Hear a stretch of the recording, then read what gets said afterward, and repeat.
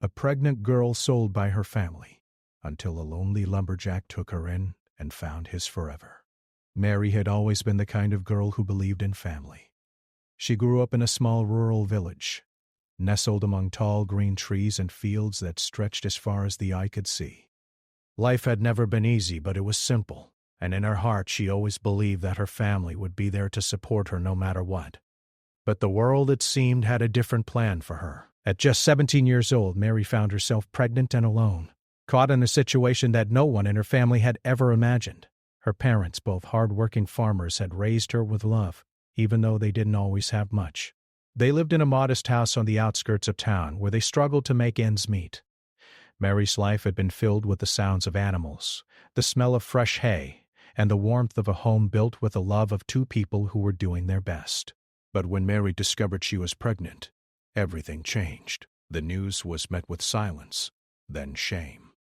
Her parents were devastated, not because they didn't love their daughter, but because they feared what the rest of the village would say. In their small, tight-knit community, such things were frowned upon.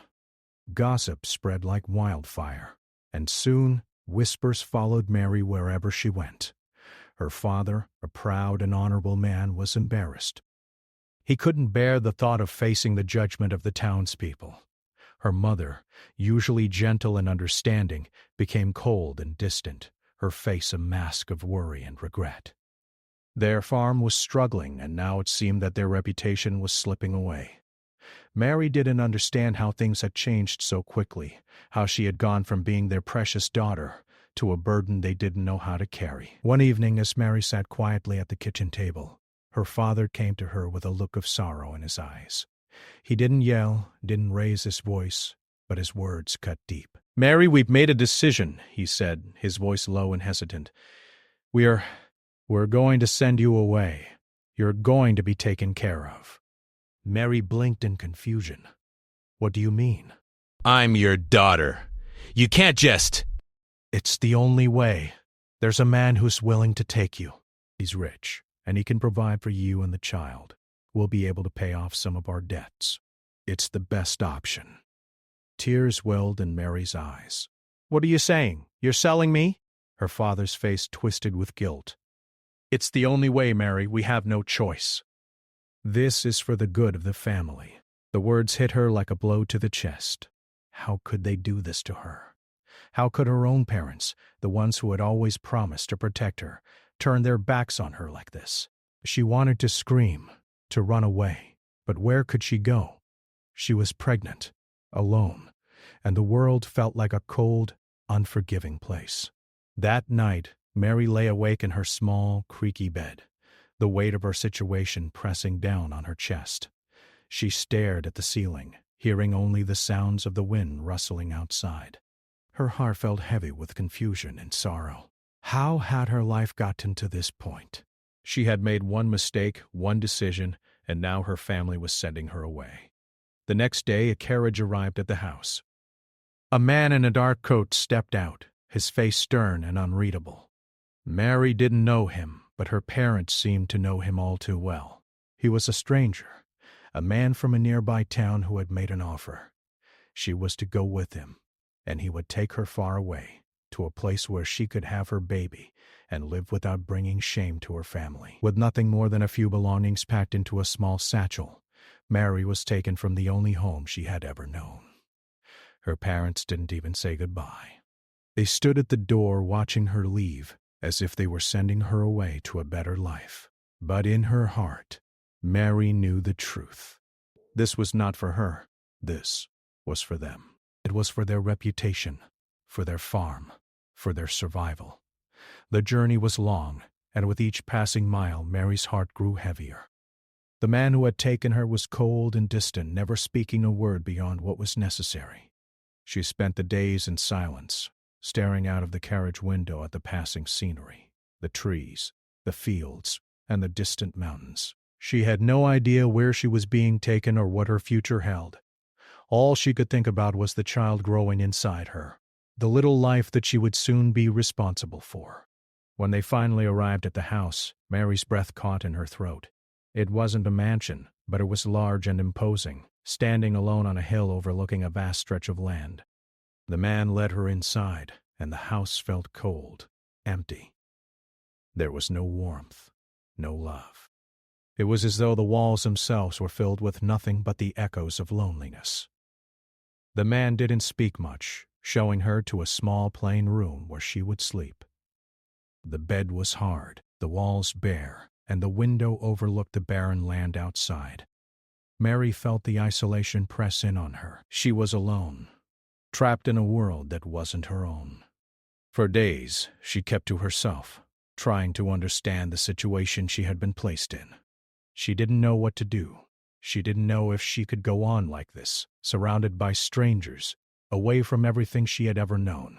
Her heart ached for her family, even though they had abandoned her. She wanted to believe that they had done what was best, but deep down, she couldn't shake the feeling that she had been discarded like an unwanted item. The man who had brought her here wasn't cruel, but he wasn't kind either. He barely acknowledged her presence, and when he did, it was only to remind her of her place in his home.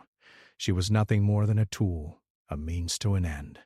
He had paid for her after all, and he expected something in return. Mary knew what that something was, but she was too frightened to speak up. Days turned into weeks, and still nothing changed. The loneliness gnawed at Mary's spirit. She often found herself walking along the edge of the property, looking out into the woods that stretched far beyond the boundaries of the land. She wondered what it would be like to leave, to run into the forest and never look back. But she knew she couldn't. She was pregnant, weak, and afraid. The outside world was just as unforgiving as the one she had left behind. But something inside her refused to give up. She knew she had to find a way out, for herself and for her child. She couldn't let this be the life she was stuck in forever. One day, while walking near the woods, Mary saw a figure in the distance, a man, alone, cutting wood. He wasn't much older than she was, and something about him seemed different from the man who had brought her here. She didn't know why, but for the first time in weeks, she felt a flicker of hope. Mary's life had been reduced to silence. The days stretched on in a haze of empty hours and hollow walls. Every morning she woke to the same cold, gray room. The same bleak landscape of barren fields outside the window greeted her. The house she was in felt like a prison, and the man who had brought her here, though not cruel, showed little interest in her existence beyond the fact that she was carrying his child. He never spoke much, only giving her vague instructions on how to manage the house or care for herself. She couldn't remember the last time she had smiled. Her spirit, once full of hope and dreams, felt shattered, and every day that passed seemed to pile on more weight to her already heavy heart. She often found herself staring at her reflection in the small mirror above the wash basin. The face that stared back at her was unfamiliar, pale, tired, and lonely. She barely recognized herself.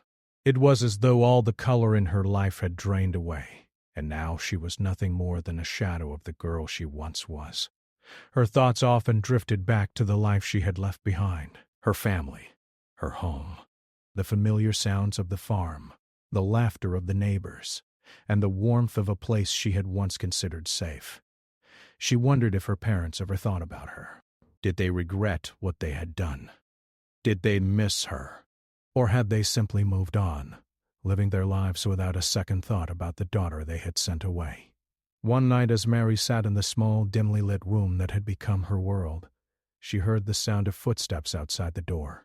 It was the man who had taken her. He was standing in the doorway, his broad figure blocking the light from the hall. His face was expressionless, and he didn't say anything at first. Mary looked up, startled by his sudden presence. "I'm going into town," he said, his voice low and flat. "I won't be back until late. Don't go outside." Mary nodded, though she had no intention of doing so. She hadn't left the house since her arrival, and the idea of stepping outside into the cold, unfamiliar world seemed impossible. The house was her prison, and the woods beyond it seemed both terrifying and distant, a world far beyond her reach. She wondered if the world out there was any better than the one she was trapped in. As the man left, Mary couldn't help but wonder what her life would have been like if things had been different. What if she had never been pregnant? What if she had never been sold? She had always dreamed of marrying someone who loved her, of having a family of her own, a life filled with joy and warmth. But now, everything seemed so far out of reach. The dreams she once held had been replaced by a stark reality, and she couldn't see a way out. That evening, after the man had left, Mary sat by the window watching the darkening sky. She tried to focus on the small things, how the moonlight danced across the trees, how the wind whispered through the branches. But it was hard. It was hard to focus on anything when the only thing she could think about was the baby growing inside her, the responsibility she now carried, and the loneliness that filled her heart.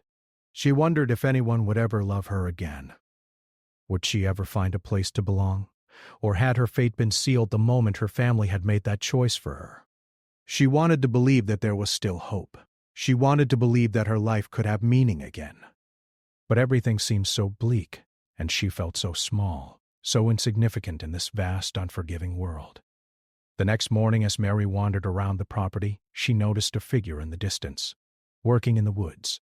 The figure was tall, broad-shouldered, and moved with purpose, his axe cutting through the trees with a rhythm that seemed natural, almost instinctive. Mary watched from a distance, her curiosity piqued. She had seen him before, but he was always a blur in the distance, never someone she had truly paid attention to. She had heard rumors about the man, whispers from the few people who still visited the house, though they were few and far between. He was a lumberjack, they said, a quiet man who lived alone in the woods. He was a man of few words, but there was something about him that intrigued Mary. He seemed different from the man who had brought her here, the man who had bought her as though she were nothing more than a possession. There was a calmness about him, a stillness that she found almost comforting. That morning, something inside Mary stirred. She had grown used to the silence, to the stillness of the house, but now, as she watched the lumberjack from afar, she felt a strange pull. She wasn't sure what it was. Perhaps it was the way he worked, or the way the sun glinted off his axe as it chopped through the wood. Whatever it was, it made her feel something she hadn't felt in weeks. She felt alive again, if only for a moment. As she stood there watching him work, the man noticed her. He paused, his eyes meeting hers for the briefest of moments. He gave a small, polite nod, but he didn't come closer. Mary felt her heart race, but she couldn't bring herself to look away. There was something about his gaze that made her feel seen, even if only for an instant. She quickly turned and walked back to the house, her mind racing. Who was he? Why did she feel this strange connection to him, despite knowing so little about him? She didn't know. But for the first time since arriving at the house, she felt a spark of curiosity. Curiosity about a person, about the world outside, about something more than the cold silence that surrounded her. The next few days passed in the same routine, but Mary couldn't stop thinking about the lumberjack. He seemed to be everywhere. She'd catch glimpses of him as he worked in the woods, always from a distance, always too far for her to approach. But she noticed little things, like how he always made sure to smile at the birds that perched on the trees, or how he would whistle a soft tune as he worked, as if the labor of his hands brought him peace. One afternoon, as Mary wandered near the edge of the woods, she caught sight of him again. This time he was closer, cutting down a tree near the fence line. She hesitated, unsure of what to do. She hadn't meant to walk this far, but something about the sight of him made her feel drawn toward him. She took a few hesitant steps forward, the crunch of the leaves beneath her boots the only sound she could hear. He looked up and saw her, his face unreadable. For a moment, neither of them spoke. Mary felt her heart race. She wasn't sure why she was standing here, why she felt compelled to come closer, but it felt like something she needed to do. "Hello," she said, her voice quiet but steady. The lumberjack nodded, a faint smile tugging at the corners of his lips. "Hello," he replied simply. "You've been quiet around here." Mary shrugged, feeling the weight of his words. It's been a long few weeks," she admitted, her voice faltering slightly. "I can imagine," he said, his tone softening. "Things have a way of changing when you least expect it." The words hung in the air between them, and for the first time in a long while, Mary felt a glimmer of hope. Maybe, just maybe, there was more to this world than she had thought. Maybe this man, this lumberjack, could be the one who helped her find her way out of the darkness. But little did she know, this brief meeting was only the beginning. The days that followed Mary's brief encounter with the lumberjack were some of the most peaceful she had experienced since arriving at the isolated house. Each time she saw him working in the woods, she felt a small, comforting sense of familiarity, as though his presence was a gentle reminder that there was still kindness in the world. She tried to shake the feeling, tried to convince herself that she should focus on the task at hand, caring for the child she was about to bring into the world. But there was something about the quiet strength of the lumberjack that kept drawing her thoughts back to him. He was always working, always focused on the task at hand, whether it was chopping wood or maintaining the small cabin where he lived. But Mary noticed that he didn't seem to mind the solitude. His days were spent in the company of the trees, the animals, and the birds, and he never appeared lonely. He didn't seem to need anything or anyone, yet there was an underlying warmth to him that Mary couldn't quite explain. It was as if he found peace in the work he did, in the quiet rhythm of life that the forest offered. One evening, when the sky was painted with the soft hues of sunset, Mary stood near the edge of the woods, watching the lumberjack work as he always did. He was chopping a thick log, the axe slicing through the wood with precision. She couldn't help but admire how effortlessly he worked, how each swing seemed to come naturally to him. She had never been good at physical labor. Her days had been spent tending to the house, helping with the animals, and doing whatever was needed to keep the farm running. But watching him, she felt a longing, a desire to be part of something simpler, something real. She wasn't sure why she felt the need to approach him, but something deep inside her urged her to do so. She took a deep breath and walked toward the clearing where he was working, her footsteps light on the forest floor. When the lumberjack noticed her approaching, he paused, his brow furrowing slightly as he set his axe down. "Mary," he said, his voice low but kind as always, "you're out here late." "I couldn't sleep," she admitted. "I thought I'd take a walk and get some fresh air." The lumberjack nodded slowly, his eyes studying her carefully. "It's not a bad way to pass the time." "You've got to appreciate the quiet when you can." She smiled faintly. "I suppose so." There was a pause, an awkward silence between them. Mary wasn't sure what to say next. She wasn't used to talking to anyone beyond the walls of the house, let alone someone who seemed so comfortable with themselves. The lumberjack, on the other hand, appeared as though he had all the time in the world. He didn't rush, didn't push. He simply waited for her to speak.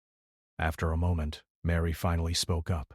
"Do you ever get lonely out here?" she asked, the question slipping out before she could stop it. The lumberjack looked at her, his expression softening. He didn't seem offended by the question, but instead he took his time to answer. "Sometimes," he said slowly, "but it's not the kind of loneliness that bothers me. I've learned to be comfortable with myself. The forest keeps me busy, and I find peace in that. There's something comforting about the way everything here works together. The trees, the animals, the wind, everything has its place." Mary nodded, unsure of how to respond. She had never thought about it that way before. In her own life, she had always been surrounded by people, by noise, by the constant hustle of farm life. She had never been truly alone, not in the way the lumberjack was. But as she listened to him, she began to understand. There was a kind of tranquility in the solitude, a kind of calm that she hadn't experienced in a long time. For the next few days, Mary continued to watch the lumberjack from a distance. Every time she saw him, she felt a sense of comfort, like a small piece of her soul was being healed with each passing moment. She couldn't explain it, but she felt drawn to him in a way that she hadn't felt for anyone in a long time. And yet, she knew that there was no future for her with him. He was a man of the woods, someone who didn't need anyone, and she was just a girl who had been sold by her family, a girl who was carrying a child she wasn't sure she could raise. Still, she couldn't help but hope. Hope that maybe, just maybe, there could be a place for her here, a place where she could be free of the shame that had been forced upon her. One afternoon, as Mary was walking near the woods, she noticed the lumberjack standing by the edge of the forest, his back to her as he stared out into the distance. He didn't see her approach, and for a brief moment, Mary simply watched him, taking in the way his broad shoulders seemed to absorb the strength of the land around him. There was something about him that made her feel safe, something in his quiet strength that called to her. When he finally turned around and saw her standing there, his expression softened, and he gave her a small, genuine smile. "Mary," he said, his voice warm, "what brings you out here today?" I just wanted to talk," she said, her voice tentative, unsure. "I've been thinking a lot lately." He nodded, his eyes steady as he looked at her. "About what? About everything," she replied, feeling a weight settle in her chest. "About my life, about the choices I've made, about what's next for me." The lumberjack stepped forward, his movements slow and deliberate. He didn't speak immediately, but there was something in his gaze, something kind, that made Mary feel like she wasn't alone in the world. "You don't have to figure it all out right now," he said gently. "You're not alone, you know. Sometimes life throws things our way that we don't expect. But that doesn't mean we have to carry the burden on our own." His words were simple, but they struck a chord deep within Mary's heart. She had spent so much time feeling like a burden, feeling like she didn't belong anywhere. But here, standing in the quiet of the forest with this man, she felt as though she might finally be seen, finally understood. "I don't know what to do," she whispered, almost to herself. The lumberjack took a step closer, his voice calm and reassuring. "You take it one step at a time," he said. "You don't have to have all the answers today, just keep moving forward, and things will start to make sense." Mary swallowed hard, her emotions rising to the surface. "I don't know if I can," she admitted, her voice breaking slightly. "I don't know if I can raise this baby on my own. I don't know if I can keep going." For the first time since she had arrived at the house, she allowed herself to be vulnerable, to let the weight of everything she had been holding back come spilling out. And in that moment, she felt a warmth in the lumberjack's presence, a quiet understanding that she hadn't expected. He didn't offer solutions or try to fix everything. He simply stood with her, offering his quiet strength in a way that made her feel, for the first time, like she wasn't completely alone. After a long silence, the lumberjack spoke again. "You're stronger than you think," he said, his voice soft. "You've already come this far. You don't have to carry the world on your shoulders. You just have to keep going, one day at a time."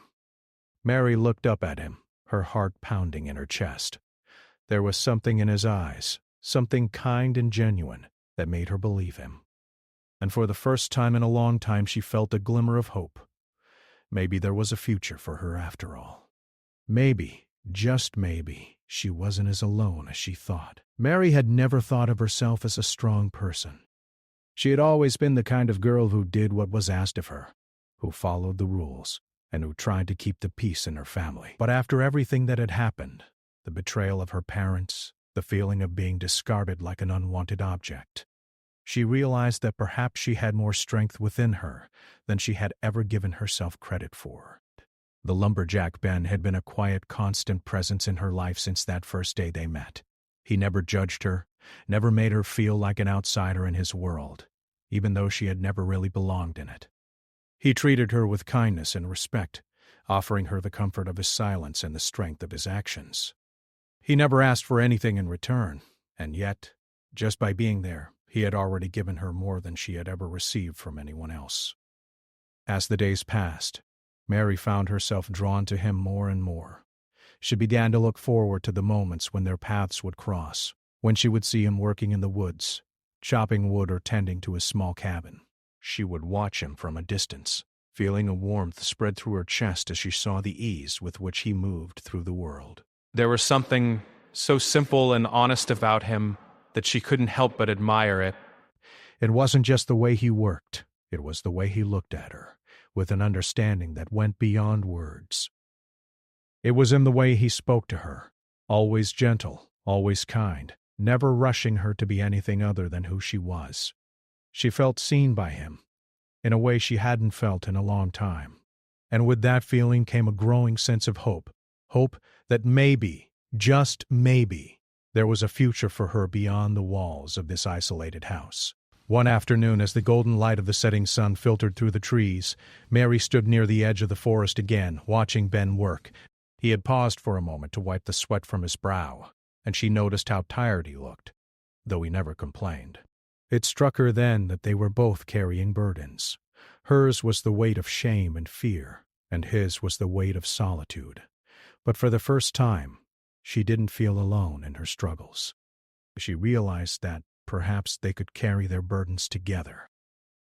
As if sensing her presence, Ben turned and saw her standing there, watching him. He gave her a small smile, one that reached his eyes and made her heart skip a beat. She smiled back, her cheeks warming. She had come to understand that Ben's smile wasn't just a friendly gesture. It was a way for him to show that he cared, even when words weren't necessary. "Are you doing okay?" he asked, his voice low but filled with concern. Mary nodded, her smile growing a little wider. "I'm better," she said, her voice soft. "I'm starting to feel like I might be able to figure things out."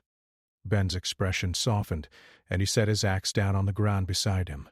He took a few steps toward her, and for a brief moment the forest around them seemed to quiet, as if it too was listening to the conversation unfolding between them. "You don't have to do everything on your own, Mary," he said gently.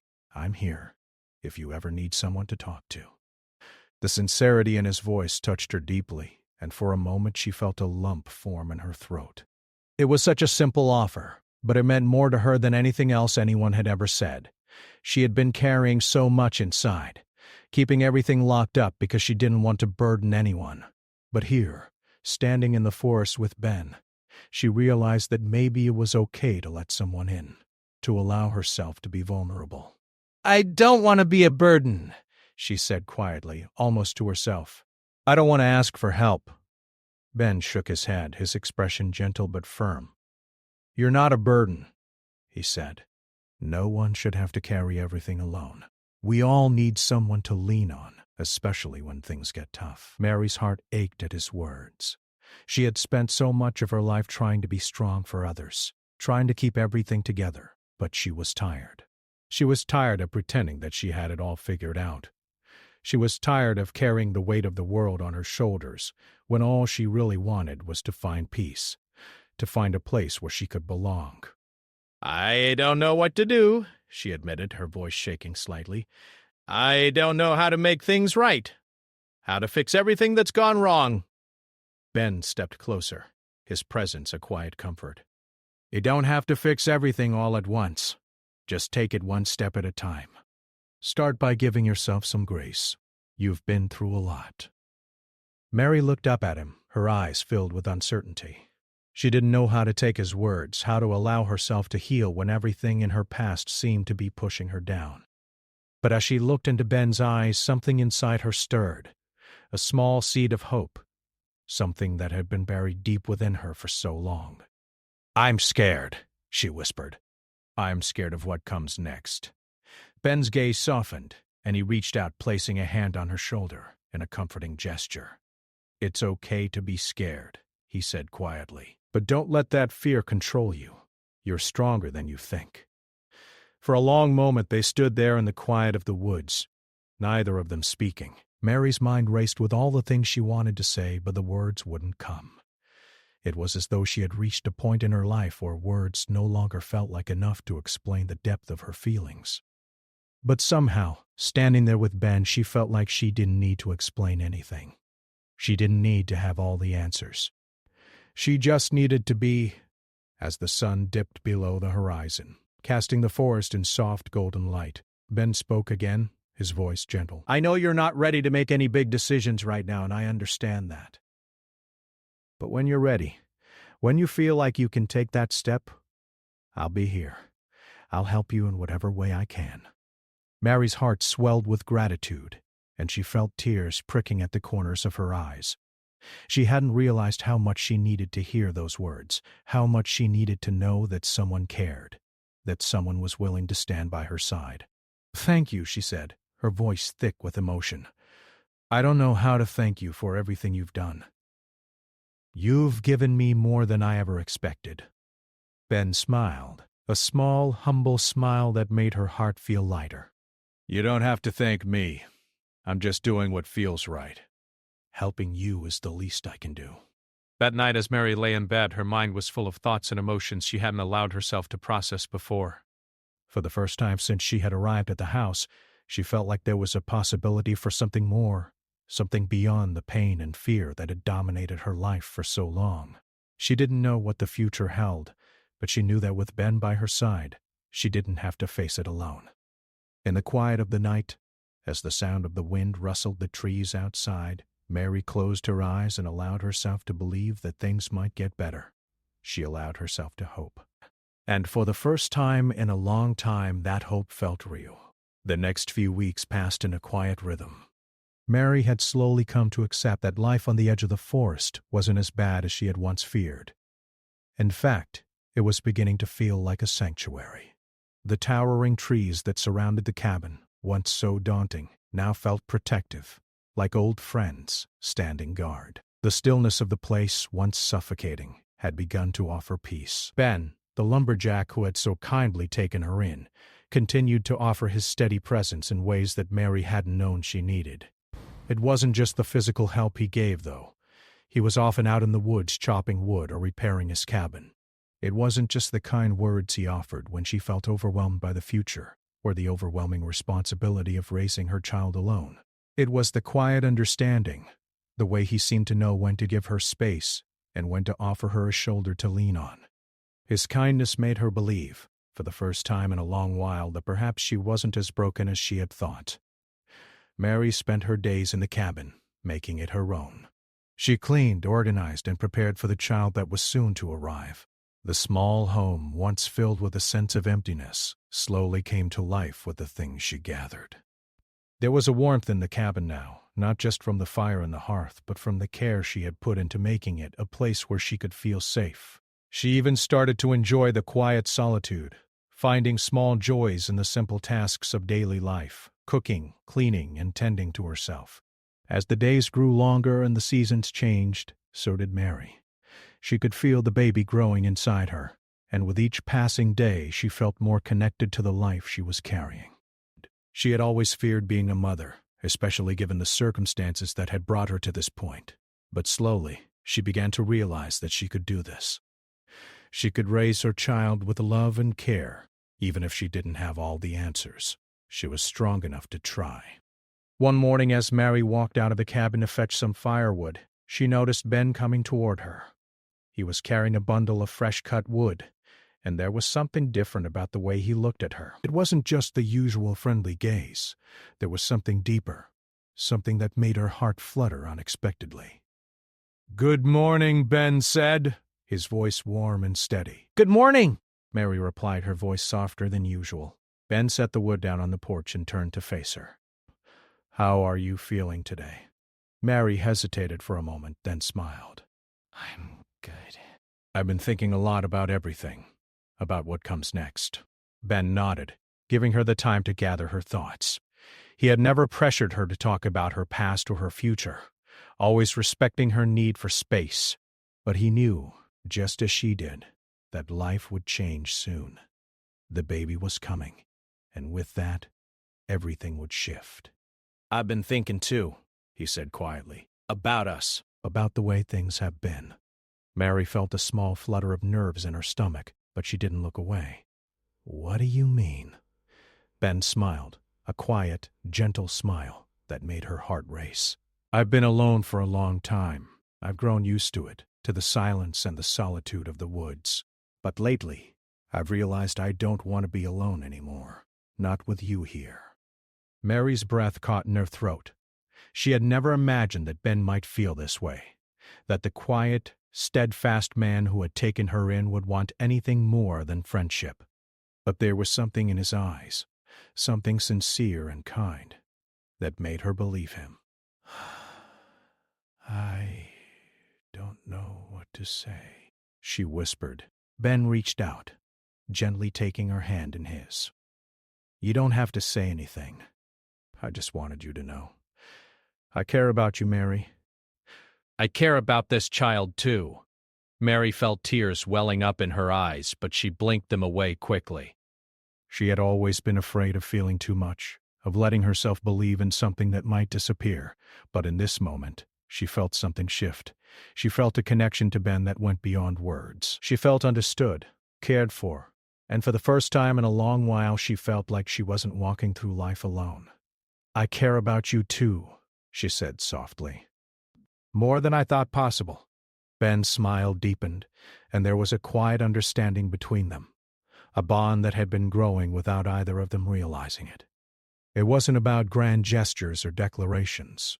It was in the small moments, the way Ben had taken care of her, the way he had quietly listened to her fears, and the way he had simply been there when she needed him. It was in the way he had never once made her feel like a burden, even when she had felt like nothing but that. As the weeks went by, Mary found herself relying on Ben more and more. They worked together in the cabin, preparing for the baby's arrival. Ben helped her with everything, from fixing things around the house to gathering more firewood to making sure she was comfortable. He never complained, never made her feel like she was asking too much. And as the day drew nearer, as Mary's belly grew rounder with each passing day, she realized just how much she had come to depend on him. One evening, as they sat together by the fire, the warmth of the flames crackling between them, Mary leaned her head against Ben's shoulder, feeling a sense of peace she hadn't known was possible. The firelight flickered across their faces, casting soft shadows, and for a moment the world outside the cabin seemed far away. She was safe. She was loved. And though there was still so much uncertainty in the future, in that moment she knew she wasn't alone anymore. "I don't know what the future holds," Mary said quietly, "but I know I want to face it with you."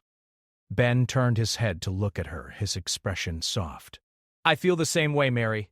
They sat together in silence for a while, the only sound the crackling of the fire and the occasional hoot of an owl outside. Mary thought about everything that had led her to this moment, the betrayal, the loneliness, the fear. But she also thought about how far she had come, how much she had grown in the time she had spent with Ben. She had gone from feeling broken and alone to feeling whole again, and much of that was because of him. As the days passed, the anticipation of the baby's arrival grew stronger. Mary found herself preparing in ways she hadn't expected, excited to meet the child who would change everything.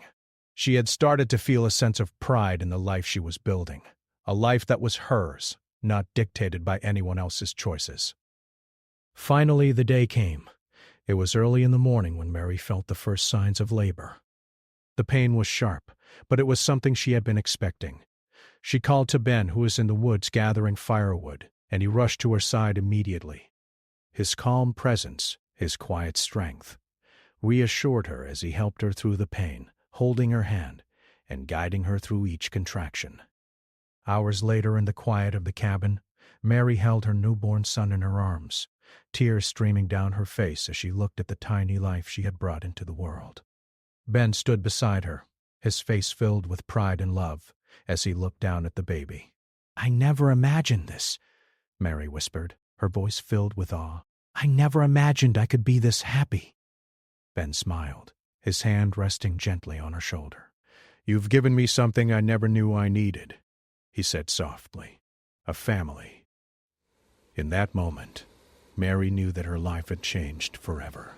The road ahead wouldn't be easy, but it didn't matter. She had found a place to belong, a family to love, and a future that was full of possibilities.